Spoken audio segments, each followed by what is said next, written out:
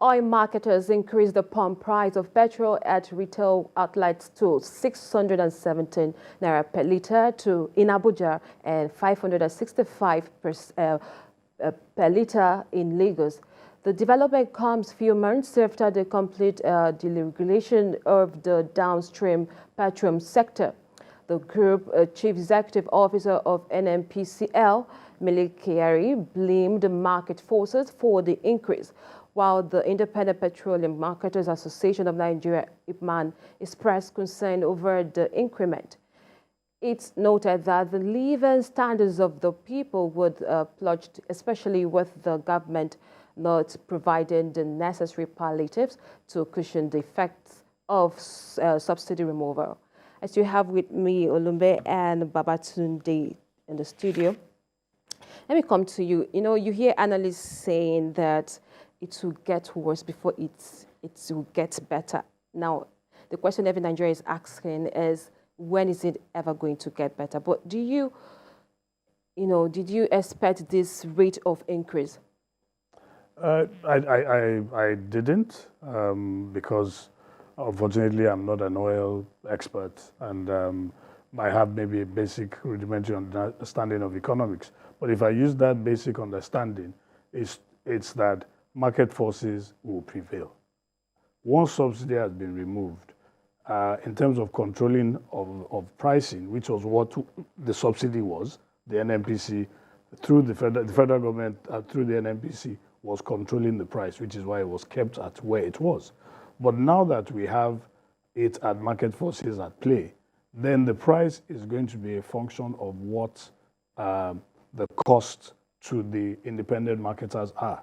I recall that I think day before yesterday, I think the first about 20 million liters by, I think it was Emadeb Energy, came into the country, yet to be discharged. However, what I think contributed to this sharp increase was the increase in the price of oil, right? Now, obviously, petrol is a derivative of oil, of crude oil. And unfortunately, we don't have the refining capacity in the country at the moment. Now, if you talk about it getting worse before it gets better, we have the Dangote refinery coming up at some point in the near future, hopefully before the end of this year. We have the other 2 or 3 refineries that are owned by the government, which are at an advanced stage.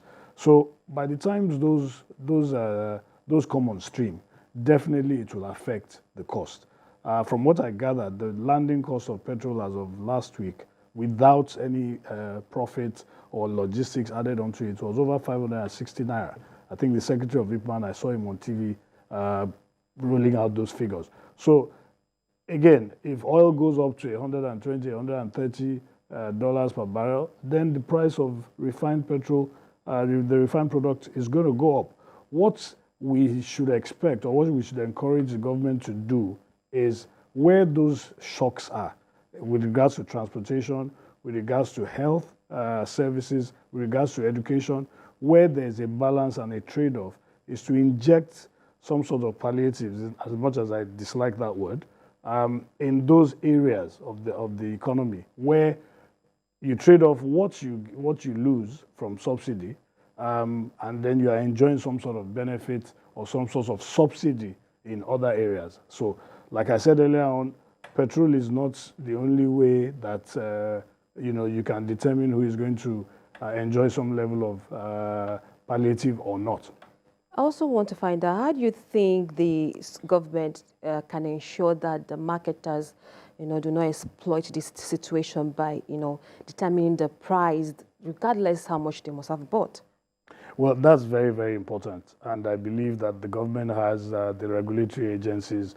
I believe when the NNPC became, a limited liability company and was unbundled, there's the NPPRA, and there's some other regulatory authorities who are supposed to work with the marketers to ensure that whatever cost it is they're bringing in, it is transparent. Unfortunately, at this moment, the average person like me and you do not have access to those figures. So again, we need to encourage transparency in all that we're doing at this point. It's very, very important that everyone is carried along.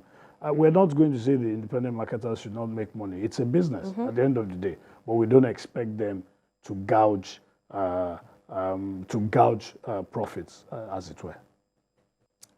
All right, Mr. Babatude, finally on this topic, Nigerians are asked to brace up and be patient in a country overly dependent on oil.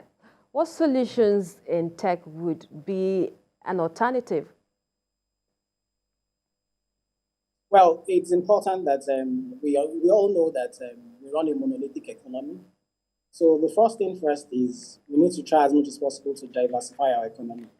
Look at other things aside from oil.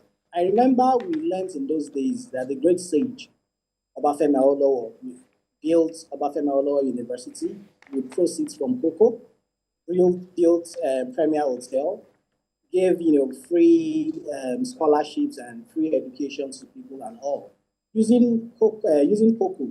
So it means that we should also try as much as possible to diversify the economy. Let's think beyond petroleum as our own major source of revenue and look at other things, agriculture, technology. Look at India, for example. At some point in time, they always have the highest number of, tech guys in the likes of Microsoft, Google, and all. We can also do the same thing. We can export our talents. We can do everything all like that.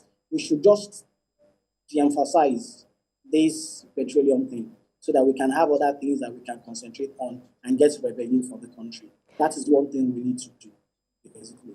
All right, I won't end the show without hearing from tech expert. What solution in tech do you think can be an alternative here? Well, I think I have what I've always considered the magic bullet, and I'm thankful that Mr. Babatunde mentioned the Southern Asian economies and what they've been able to do with technology.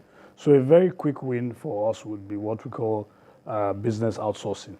In ordinary terms, would be your call centers. Now, business outsourcing contributes about $250 billion to the Indian economy today. I mean, they have campuses as big as University of Ibadan in Bangalore that act as call centers for the biggest companies all over the world.